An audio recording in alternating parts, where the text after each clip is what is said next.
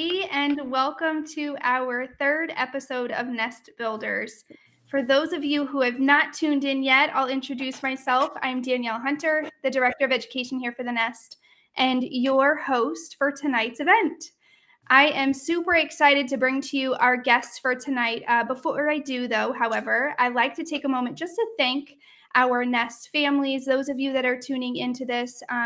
We say it every time, and we truly mean it. It is an absolute privilege to be able to teach and nurture and love your children in any one of our programs across the map. So thank you all for tuning in tonight, but most especially for being a part of our Nest family. Tonight, as I mentioned, really excited for our guests. We've got Bridget and Lauren from Little Snoozers. Little Snoozers is a sleep training and consulting business based in Ohio. However, they do have clients all over the country.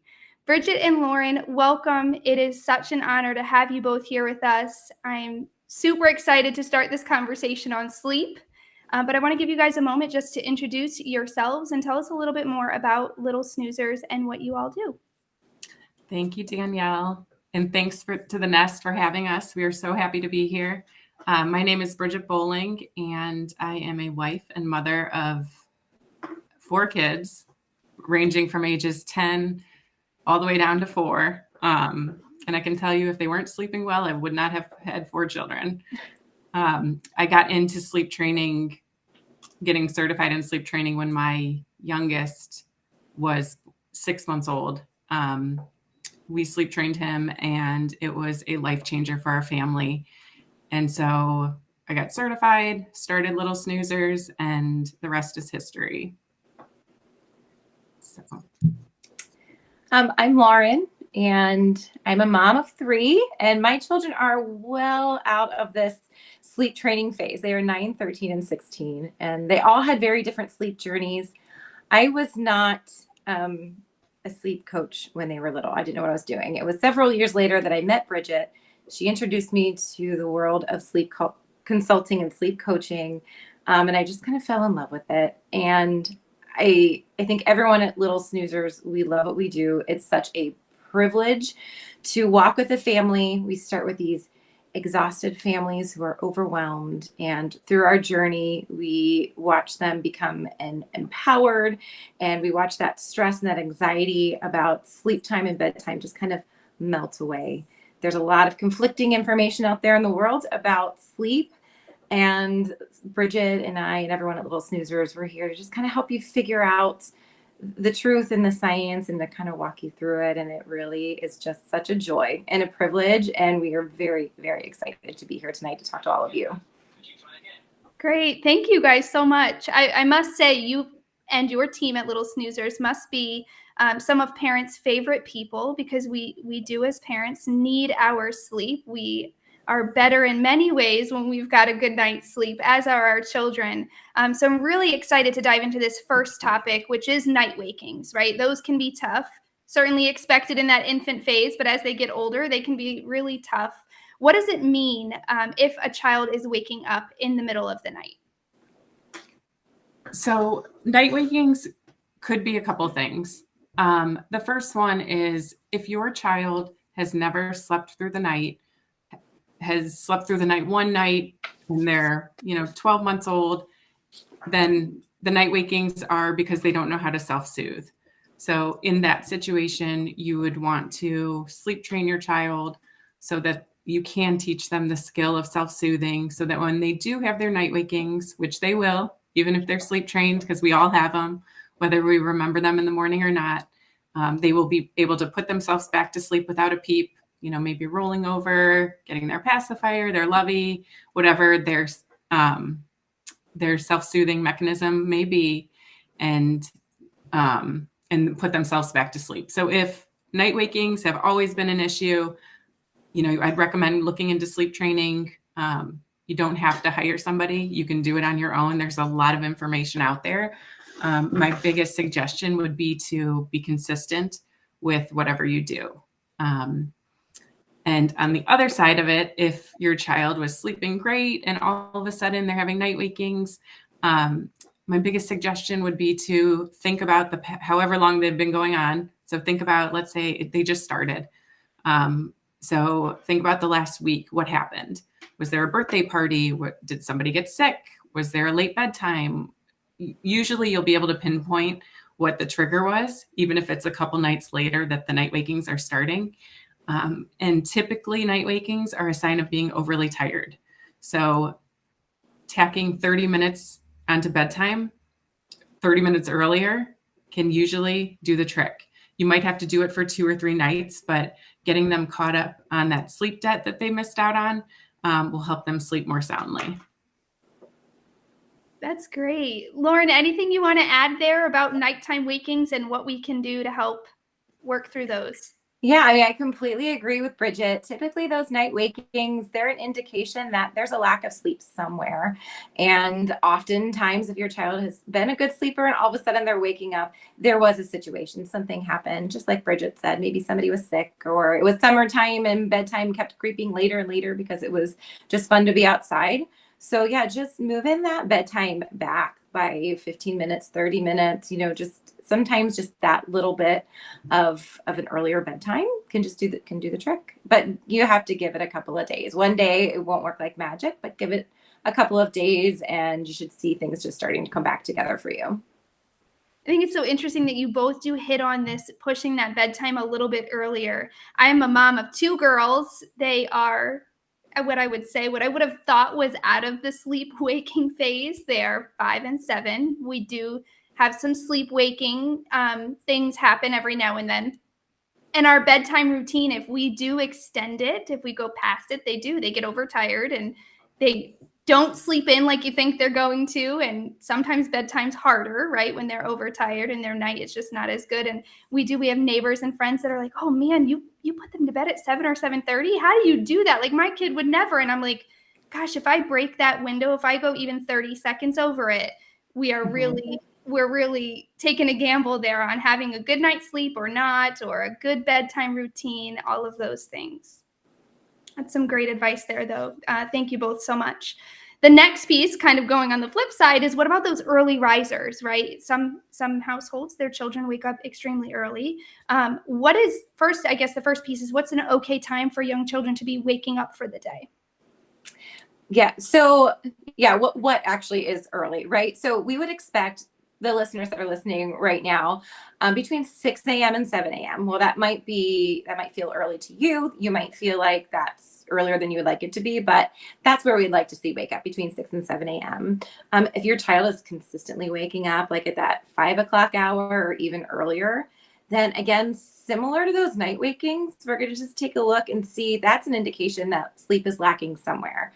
When the body is lacking sleep, it releases that adrenaline to try to combat the fatigue and try to help the body stay awake. So sometimes there's a lack of sleep somewhere throughout the day and it's causing that adrenaline. And then you are seeing the effects of that in the early mornings where it's harder for them to stay asleep long enough to get to those appropriate morning hours, 6 and 7 a.m. So similar to night wakings, you're just going to take a look at bedtime and go ahead and just creep it backwards just a little bit and do it for several nights, 3 or 4 nights, and see what happens, see if that fixes things. But at the same time, also look at your day sleep. See if day sleep is good. Did your child maybe just phase out of a nap? Were they taking 2 naps? Now they're down to 1. And so they're not quite getting the same day sleep as they were before. And if so, then maybe they're just lacking a little bit of sleep. Maybe that transition happened too soon, or maybe they just need bedtime to be a little bit earlier because their bodies haven't adjusted to that nap transition yet. So again, that earlier bedtime, scooching it back, but also kind of taking a look at the whole picture, the whole 24 hours and assessing your sleep and seeing where you might be lacking it somewhere. Absolutely. And what about this back to school time period, right? So a lot of families have just gotten into the end of summer, back to school routine, things like that. Night wakings and early risings, I'm sure a lot of us listening are experiencing some variation of this, some sort of change in our sleep patterns. What are some ways that you can offer tips, suggestion, things like that for families to get through this period, right? To get through this back to school transition and really work through some of maybe the sleep struggles or the setbacks that they're going through? Sure. Bridget, do you want? Sure. Okay. So with that, again, early bedtime, be aware that your kid is so tired from all of the events that they did that day. Summer's a little more lackadaisy and, it's a little more less structured, let's say. So getting back on track, and then offering that earlier bedtime, 15, 30 minutes, just to get them caught up for the day. They will get used to being back in school and the schedule and, everything it takes out of them, and their bodies will adjust. But during that transition period from summer to back in school, definitely adjust bedtime a little bit to accommodate for the exhaustion that they're all coming home with. Yeah, absolutely. I know both of my little 5-year-old would probably still take a nap if I let her when she got home from school. It just wipes her out completely. We are into one of my favorite parts of doing these, which is the poll questions. I love to hear from those that are watching what their thoughts are on specific questions. And our first one really is centered around bedtime routines. So for anybody who's watching and you have access to the comment box, leave us some information about what your favorite thing is about you and your child's bedtime routine. What's something about that bedtime routine that you really enjoy? Bridget and Lauren, do you guys have a favorite from when you all were doing that bedtime routine with your little ones? I think I just loved that time because it was a time when I could just be really present with my kids and just sort of be calm and quiet and just really enjoy those last few moments of the day together. And when you're talking about like sleep consulting and sleep coaching, when you know your child is going to get a healthy night's sleep, when you know you're going to be laying them down and they're going to fall asleep and they're going to stay asleep and it can be predictable, and you kind of like leave that anxiety and that stress of wondering how your night's going to go and all that goes away, that bedtime routine is just sweet and it's just precious. And me with older kids, like we don't have a bedtime routine like that anymore. I do with my youngest still, but my older ones, we don't have that anymore. So it really is just something to cherish and to cling to. And I just loved being able to be 100% present with my kids, even if it was just for a few minutes. I love that. I would agree. And with multiple kids, it's nice with the bedtime routine to just focus on the one kid while I'm putting them down.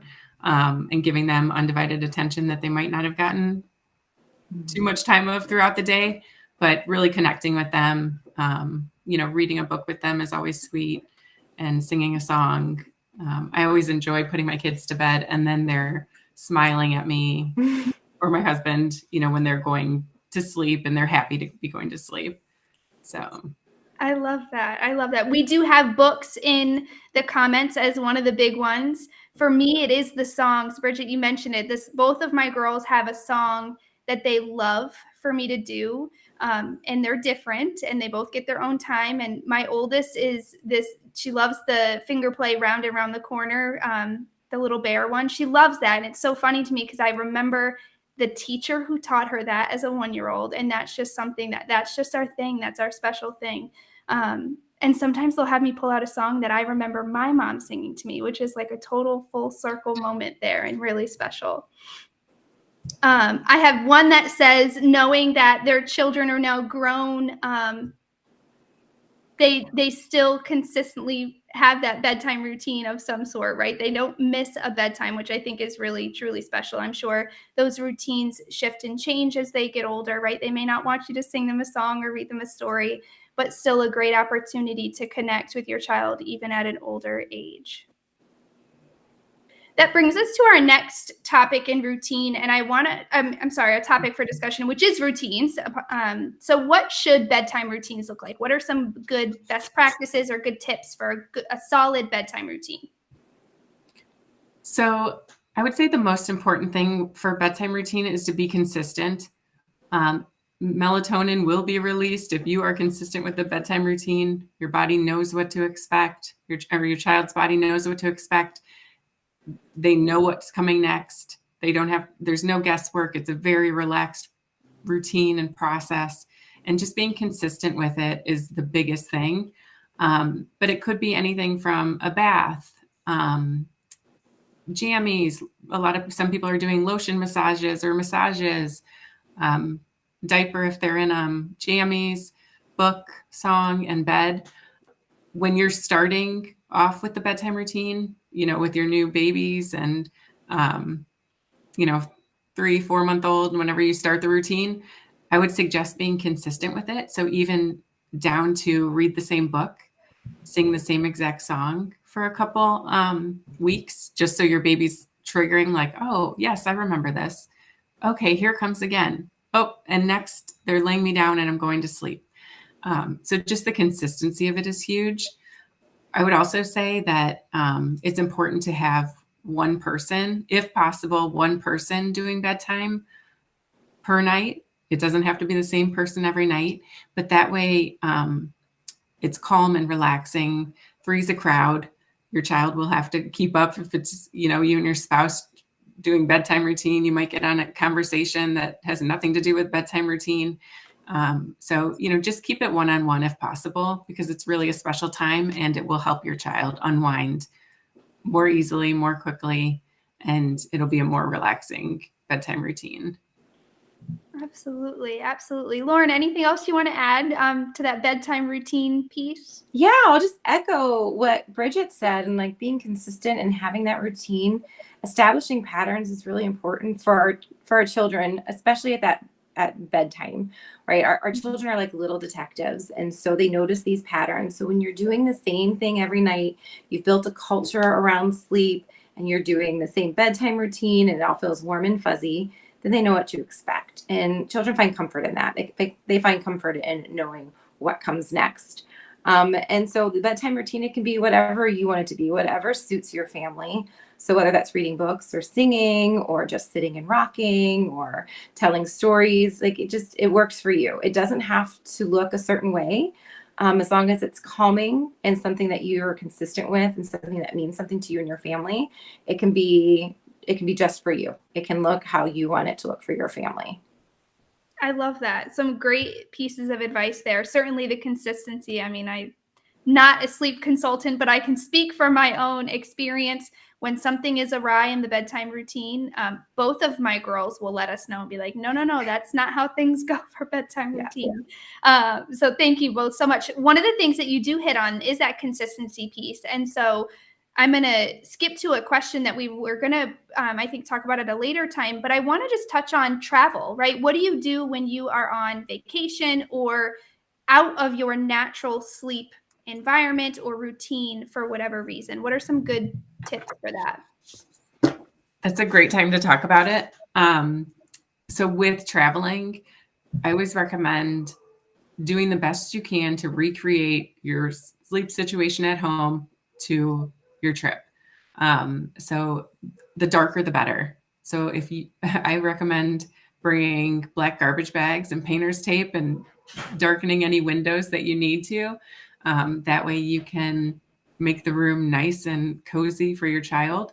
Bring a pack and play or whatever they might be sleeping in to keep them safe and sound, as well as a sound machine if you use one, and white noise to drown out any outside noises, whether they're inside or outside. And then also the bedtime routine. So if your child has a book that you're reading with them every single night, pack it along. Sing the same song that you're used to singing. Just keep as much as you can consistent to keep them on track. But at the end of the day, let's be honest, nobody sleeps well on a trip or vacation. You might for a little bit, but then you're really longing for your own bed, and your child will be the same way. So, when you get back, your child will probably be pretty happy to be home and in their own bed, just like you are. Absolutely. Absolutely. I want to go into the next topic, which keeps us on the sleep train here. Let's talk a little bit about independent sleep. First, what is independent sleep? What does that look like? Okay, so we're talking about independent sleep. We're talking about a child that knows how to self-soothe, that when you lay them down in their bed, they're awake, when they know how to close their eyes and go to sleep on their own. And we're also talking about a child that knows how to connect those sleep cycles at night. We all wake up and in the middle of the night. And as adults, sometimes we notice and sometimes we don't. We just sort of roll over, fluff our pillow, and go right back to sleep. But sometimes children are not independent sleepers because they're looking for something. They have a job to do when they wake up between those sleep cycles. They're looking for something like they need mom to come feed them and put them back to sleep, like a feed to sleep. Or they are looking for mom or dad to come and rock them back to sleep. So when we're talking about independent sleep, we're just talking about a kiddo that can close their eyes and put themselves to sleep and connect those sleep cycles peacefully at night. It's really important to keep in mind that an independent sleeper, that self-soothing, the connecting sleep cycles, it's a skill that needs to be practiced in order to be mastered, just like so many other things. So if you think about sleeping like riding a bike, when you're teaching your child how to ride a two-wheeler, right? You're going to set the stage for them, just like you do for sleep. For sleep, you set the stage by doing your bedtime routine and making that room really dark and all those things. So you're setting them up for success so they know how to go to sleep. And the last little thing is they close their eyes and put themselves to sleep. But it's like riding a bike. You take them out on a nice sunny day, you get their helmet on, you get them all set, and you run behind them holding onto that bike seat. But eventually, you're going to have to let go. And you're going to have to let them do it on their own. And you're going to let go knowing they're not going to be masters at it right away. That they're going to have to pick themselves back up and they're going to have to do it again and again and again in order to get good at it. And that's just like sleep. As parents, one of the hardest things we have to do is let go. And oftentimes sleep training is our very first opportunity as parents to let go and let our children figure it out on their own. And it's our first opportunity to allow them to impress us with what they can do. So it can be a difficult journey because oftentimes that learning process sounds like crying and that's hard to listen to. But it's them learning. It's them mastering that skill. Absolutely. And now I have a question, perhaps going to throw myself under the bus here. Is it ever too late to essentially train a child to be a better independent sleeper? It's never too late to establish healthy sleep. And there are some different tips and tricks and ways to do it depending on a child's age. But everybody is capable of independent, healthy sleep. Everybody's body kind of wants that. Every body wants that independent sleep. We think of sleep time as rest time, but sleep time is really active time for the brain. So the body really wants that time for the brain to be able to develop in the way that it wants to develop. And it's never too late. It's never too late. So no worries there. No worries at all. So you say it depends on the age, and I'll just say I have some friends of mine that I know feel this struggle. Talk about those older, the second grade, third grade, fourth grade years. If you've got a little one who is maybe not so great or has for some reason reverted back and is not a great independent sleeper at this moment, what are some of those tips for older ones? I would take a look at, again, the bedtime. Like take a look at that bedtime, maybe assess where that is and maybe it needs to be earlier. If there's some type of anxiety that's keeping them awake, maybe they're thinking about something that's going on at school. So maybe working through those things well before bedtime, not at bedtime. Like we're not talking about our school worries and things like that right at bedtime. It's well before. A lot of bedtime worries and woes and things can be worked out before bedtime comes. And it's also maybe talking to your child about things that they can do when they wake up at night instead of what they can't do. We're often like, you can't get out of bed, you can't do this, but what can you do? You can wiggle your toes, you can stretch, you can hug your lovey, there are things that you as a family can put into place to give them some replacement behaviors to kind of help them get through that night. Bridget, do you have anything? I would agree, and I would definitely agree about with talking about any negative things or things that might stress a child out or any anxieties prior to the bedtime. And then even during the bedtime routine, you can we call it a positive flood. So talk about rainbows, unicorns, cotton candy, just something they're looking forward to, or, something that will end their night on a positive note where they're thinking about something happy rather than something that's giving them anxiety or stressing them out. And, if those night wakings at that age, even, you could even sit with your child for them to fall asleep and kind of move yourself out of the room slowly.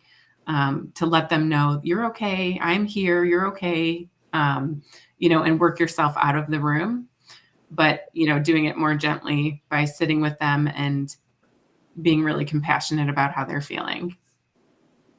I love that you said that. That is something that we do sometimes in my house. What one of our viewers is actually asking, what if the struggle or the setback, if you will, for being an independent sleeper is seemingly stemming from night terrors? How do you approach those? Lauren, Okay. Do you want me to go or do you want to go? Either one. Okay. I'll give it a try, but feel free to jump in, Bridget. But night terrors, if it's a true night terror, you're just going to want to let that night terror run its course. Your child won't remember it in the morning. It's a true night terror. So it's really scary for you as a parent to witness that. It's really, it's bothersome. But you let it run its course. Don't try to wake them up in the middle of it. You just let it go. And in a few minutes it will pass and then they will go back to sleep. Typically with night terrors, it means, again, there's a lack of sleep somewhere, that they're not getting the appropriate sleep that they need to be getting. And this is one of the body's ways of reacting. So I feel like we're a broken record here. Look at that bedtime, back it up for several days and see if that doesn't help it. That's great. Anything else to add, Bridget? No, I completely agree with Lauren. I will add not only night terrors, but the night wakings. Back up the bedtime and you'll get them back on track. Okay. All good. Yeah. The night terrors, the nightmares, those are can be pretty scary. Yeah. Though they don't usually remember them because sometimes I'll be like, do you remember what it was? What was scaring you? And they're like, I have no idea, Mommy. I didn't even wake up. Mm-hmm. Yeah. I remember that differently. You did wake up. We are on to our second poll question for the evening. So again, if you are in a position where you can comment and share with us some of your thoughts on this one, we'd love to hear it. If your child was sleeping well, so they're a great independent sleeper, there's no night wakings, they're sleeping to a reasonable hour in the morning, what is one thing that you would bring back into your life that really fills your cup? And Bridget and Lauren, I'd love to hear what that one thing is for you all. Oh my God. I mean, true confessions here. I was motivated so I could just binge watch something on Netflix. I just needed some time at night, knowing my kids were asleep, so I could just sit on the couch and just decompress and just have some time with my husband. That was my motivation. It's not very glamorous or intellectual. I just wanted to watch some TV. I love that. Yeah, I would say that's the same for me. As embarrassing as it might sound, but really reconnecting with my husband and doing nothing, watching TV. Yeah. I love that. For me, it is, if they've had a good night's sleep, it's being able to wake up even just an hour early and enjoy my coffee, fresh from the coffee pot, not reheated 7 times. And I love my children. I love my children, but just having the quiet. It's just me and nobody needs anything and I don't have to pack a lunch yet. Nothing like that. That is when they've got a good night's sleep. That is my morning love language. That's what I need. That sets me off on the right foot. I 100% agree with you. I am a different mom if I can have a few minutes to myself. 100%. It really does help me just to get myself set. Yeah. Okay. Maybe I'll change my answer a little bit. Half and half. At night, I want to watch I'm with you both. I love to watch my shows in peace and be able to just kind of decompress from the day. And again, just kind of veg out a little bit. But in the morning, that first cup of coffee, fresh from the coffee pot, uninterrupted, is really, really special. As we wait for some of the poll answers to come in, and we'll come back and revisit a couple of them, I want to bring us to another hot topic, especially for the younger age groups, which is really all about the crib transition. How do you keep sleep on track when you do something so big as a crib transition? Great question. So with the crib transition, we have so many clients that come to us that might do it a little bit too early. And then they have this child who has free reign of the house. I mean, it might be nice if they wake up and make you a cup of coffee, but probably not going to happen.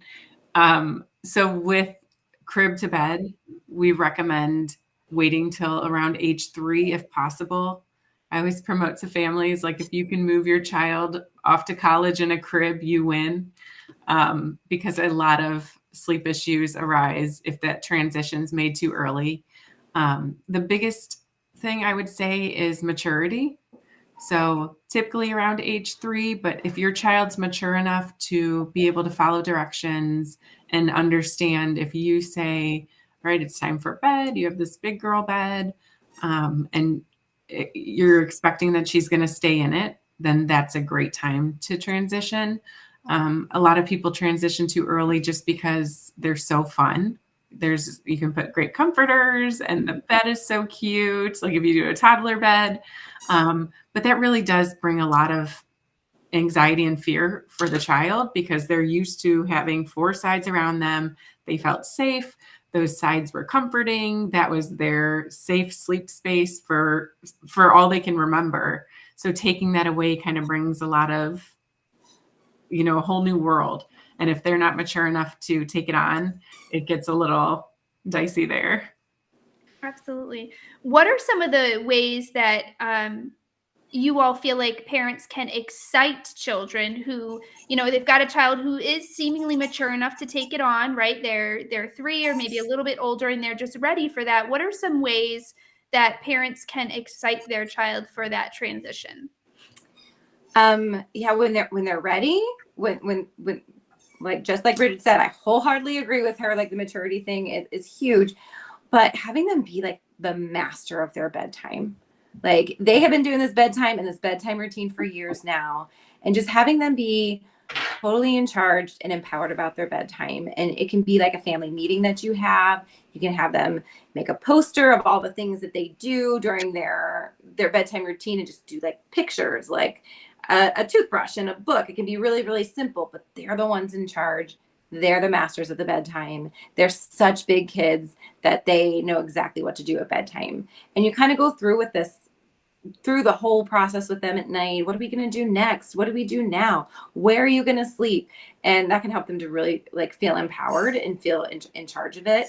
And also, again, going back to doing things during the day that can help with sleep time. So role playing. You can role play this new bed. You have it during the day. Let's role play bedtime and the bedtime routine, and then have them pretend like they go to sleep and close the curtains and walk out and then come back in and celebrate what an awesome job they did. And that can just help them visualize what it's going to look like before it actually happens. Absolutely. Now, I know you mentioned typically, if you had to put an age on it, right around that 3-year-old mark, right, in terms of making this big transition. How about for families that might find themselves perhaps expecting another little one, right? And they know maybe they're close, maybe they're at like that 2.5 mark. And it's either, buy that big kid bed or buy another crib. And they make the decision to do the bed, which I did do, right? I was like, gosh, we're so close. Like, I don't want another crib. I'm just gonna have to buy another bed. What are your thoughts on that? And if they do have to transition early, is there anything you'd change about the advice that you've given? I can go. So if they need to move sooner, I would just really get that healthy sleep established before you make the transition. So just make sure they're sleeping through the night and they're good self-soothers and they're connecting the sleep cycles well on their own, that you have good, healthy, predictable sleep. So you know that part is not going to be a hurdle. And then there probably will be some sort of transition period, I get to know you kind of period with the bed. And so it may take several nights of establishing those boundaries and those routines. So if you have a kiddo that's getting up, then you're just going to silently walk them back, not say a word, but just, I'm going to silently walk you back to your bed and lay you down because this is where you're sleeping. And it may take repetition over and over and over of walking them back and having them be in their beds on their own. But I think the biggest trick and tip would be to establish that healthy sleep first, so that they are comfortable with their beds, their bodies are rested, so they're ready to go to sleep and they know what to do. Bridget, do you have anything? No, I completely agree with that. But I do, and this is kind of off your topic, Danielle, but on your topic, just a different way. Sometimes, a lot of times kids will climb out of their bed. Hopefully they don't, but sometimes they do. And sometimes families think, oh, well, they can climb out, so it's a good time to transition them to a big kid bed. And unfortunately, that doesn't mean that they're mature enough. It means that they've learned a new skill. They're physical. They can climb out of their bed, and that is awesome. And they're going to keep doing it. So with that, it's kind of like what Lauren said with training them to stay in their bed with the silent return. You would do the silent return with putting them back in their crib. So let's say they started climbing out at a year and a half to 2.5 even, but they're nowhere near being mature enough to stay in a big kid bed. It's the silent return. It will win every time. It's like a battle of the wills. Once finally the child will be like, oh, there's no point in me climbing out because I know what will happen. They will likely climb out in the morning when they get up, but at least if you silent return them enough, they will stay in their bed when you put them to bed like they used to. No, that's great. The battle of the wills. You say that, and I think of my wonderful, spunky, strong-willed little ones that have strong willpower as those ones. They will do big things one day, but they sure will. I always say it will serve them right in the world. I know many parents watching and listening are probably saying the same thing too. We are getting to that point, and I have got some really great questions that have come in as we are chatting. So I'm really excited to sort of open us up to this final Q&A piece here. The first one is, I have an 18-month-old who has stopped napping. How do I get them to make it throughout the day without one? Oh, okay, I'll tackle this one. An 18-month-old is not ready to be done napping. And it is very, very typical for an 18-month-old to falsely give up a nap. And this can happen several times. Like sometimes they give up naps at 18 months, sometimes again at 2 years. And an 18-month-old absolutely still needs a good nap in the middle of the day. So my suggestion for you is to continue to offer the nap. It might take a week or 2 weeks to reestablish that nap, but it's going to come back. And there is nothing wrong with your child having some downtime, having some quiet time in the middle of the day, even if they don't fall asleep. But they actually do need the sleep. So eventually that nap is going to come back. So don't give up on it yet. It's still there. Don't give up hope. Just continue to offer a nap just like you did before. On that topic of nap, I'm gonna expand this one just a little bit. Is there an appropriate time to expect children to not need a nap anymore? I would say that every child is different. Some drop naps early, and that would be more around the age of 3.5. Some keep them till late. Like Danielle, you said your daughter would still take one if she could. So it really depends, but typically around, I wouldn't drop it before the age of 3.5. But you can always implement a quiet time. So right off the bat, when your child stops napping, it's not like, oh, well, there it goes. You could implement like an hour bedroom time or crib time or, bedtime where they sit in their bed. You can have a little dim light on, put some books in their bed, and really promote spending 1 hour of quiet time in their room, for that nap time, which is now turned to quiet time. And that can last for a while. So I'd really recommend promoting the quiet time in replacement when naps are no longer in the cards. When they are a distant memory. Bad day. It is, for sure. How about the topic of teething? How much of a disruption to sleep could parents expect with something like teething? Teething is typically not the huge disruption that we think that it's going to be. There might be a restless night or two while those teeth are really coming through.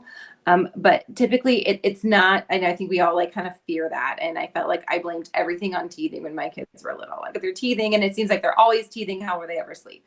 It's not the disruption that we think it is. Again, if healthy sleep is established, it's going to be like a tiny little speed bump. They may have a little bit of a restless night and it won't be that big of a deal. If you offer them things like Tylenol, make sure they get a dose before bed so that they feel comfortable at bedtime.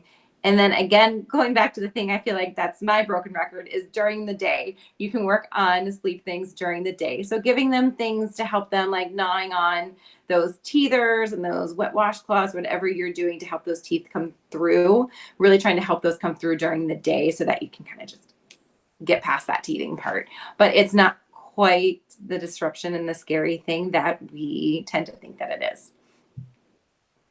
You mentioned that it's not quite the disruption. In your experience and with the clients that you've worked with and that you continue to work with, is there a thing or a period of development or a big milestone or something that you see often as that big disruption to a sleep pattern? I know there can be outside things, right? Big changes at home or big events, things like that have happened. But is there anything that happens within the child, particularly in these early years, that could pose a relatively big sleep disruption for them?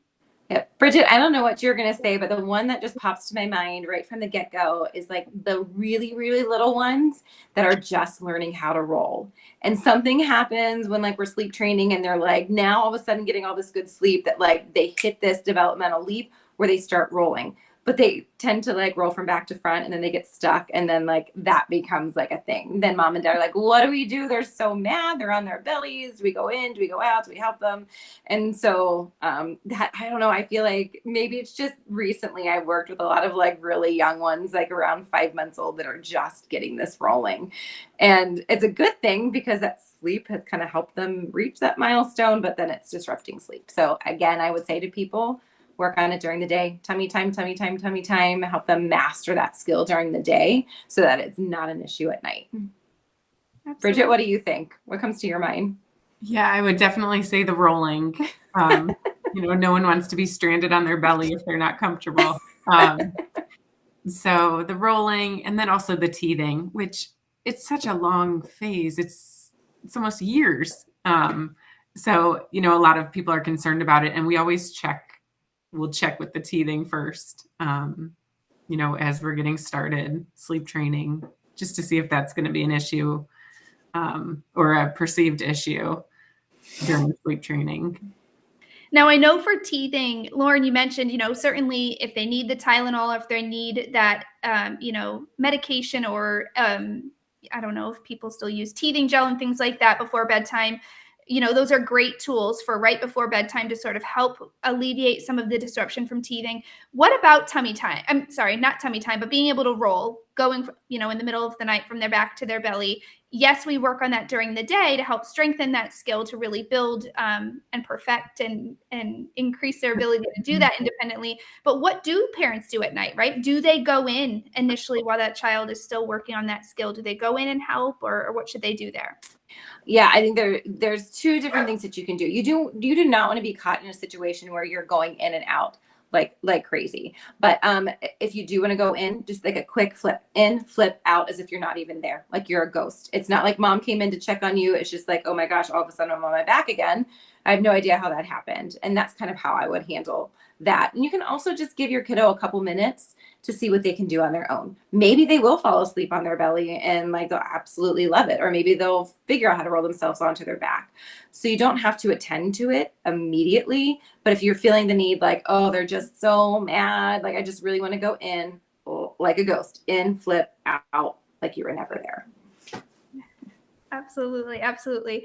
Let's move into another big one. I feel like, especially again, in these early years, potty training, right? Once a child is potty trained, when is it appropriate to expect a child to no longer be wetting the bed or be able to make it through the night, essentially holding it?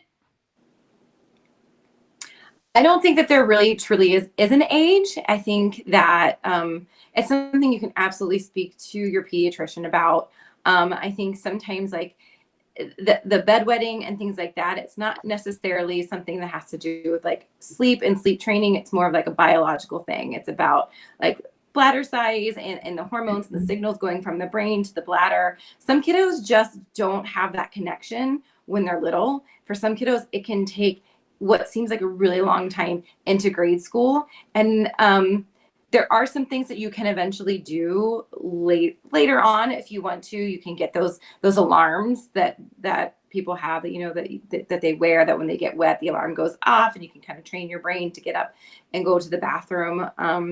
But it also can just be a thing that they outgrow. So for me, it would be something, if I had a client ask me that question, I would probably refer them to their pediatrician and just see what their pediatrician had to say about them, their particular child, and their circumstance.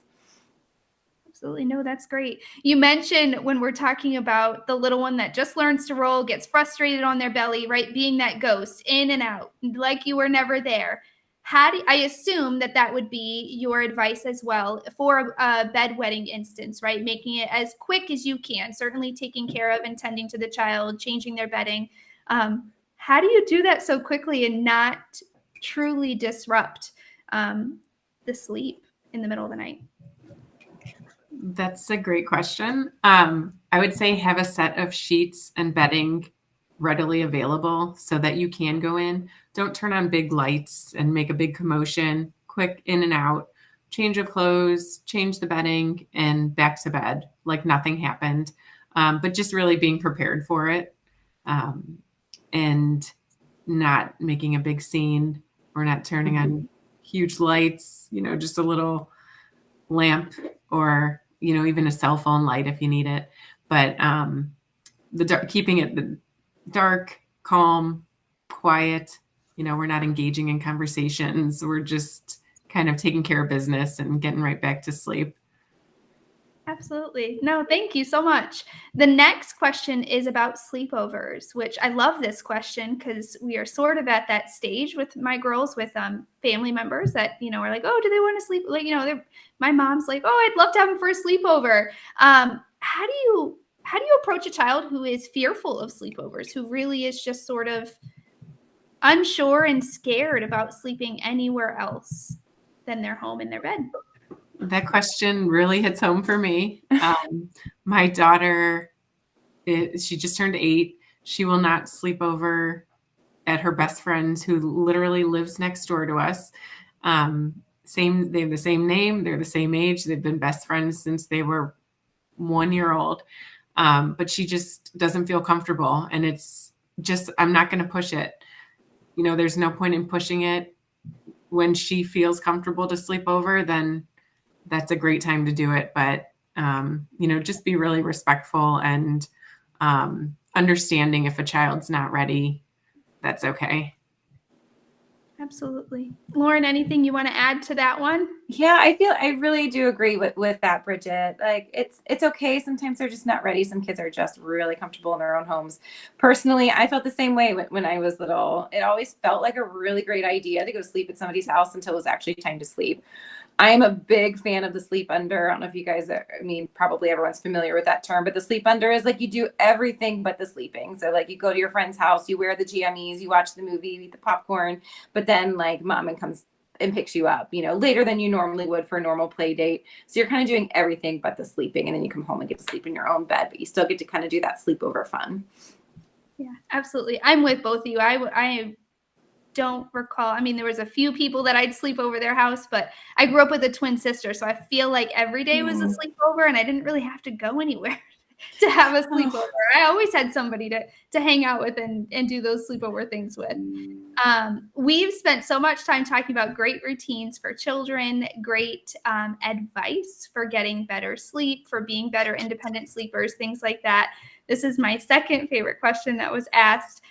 Anything you can offer parents, right? Once we've got our children sleeping well and we've got that good routine, any advice that you have to offer parents in terms of getting quality sleep? Does any of this translate to us as parents? I believe so. Yeah, I think it's just kind of mirroring what you're doing with your kids, you know, getting yourself a good calming routine, something that you like. You know, they always tell us like to take away those screens, you know, a certain amount of time before bedtime, and also getting yourself to sleep before your brain gets overly tired. I know me, I lay down in bed, and then like all the things I wasn't really worried about during the day, I am like extra worried about at night, especially if I'm overly tired. So, you know, just watching your own bedtime, making sure that you're well rested, having a nice calming routine. I think a lot of it translates to us as adults. Absolutely. Bridget, how about you? Anything to add there? Yeah, I would agree with Lauren. And I would say, be consistent with your bedtime. If you're consistent with your bedtime, your body knows, just as your child, how much sleep it's going to get. Make sure your bedtime translates to you getting the amount of sleep you need to be able to function for the day and be your best self. And I would also recommend, if, like Lauren was saying, like things are going through her mind and like, oh my gosh, all this stuff, I'm trying to go to sleep, but write it down. If you write it down, it's on the paper and your brain doesn't have to worry about it while you're sleeping. You will wake up, it is there, and you can tackle it in the morning. So just being consistent with bedtime, getting the amount of sleep that you need overnight, and, write stuff down if it's bothering you and it's hard to sleep. I love that. I should put a little notebook next to my desk because my mind is always racing when it's time to go to bed. I'm sometimes guilty of like sending myself a quick email from my phone so that I have it in the morning when I wake up and it's there. Probably not the best practice because it's the screen and I know, but a tech world, I guess, is just a horrible habit I've created for myself. It is that time. It is time to wrap up this episode of our Nest Builders event. Bridget and Lauren, I thank you both so much for sharing your expertise and your wisdom and your advice and tips and tricks and all of the things about sleep. We know that it is so important for our children, for us as adults. And so I really thank you both so much. Thank you for having us. We had a great time talking sleep, and we appreciate you having us on. Of course. We hope maybe we'll have you guys back and we could talk more about sleep.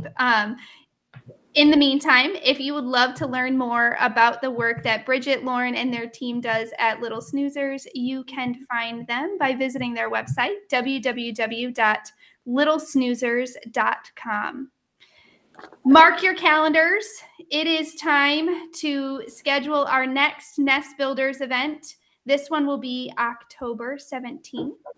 Same time, 8 p.m. Eastern. We will be going live with our friends from Zest Pediatrics again. And this time they are going to come and join us to discuss the second year of life.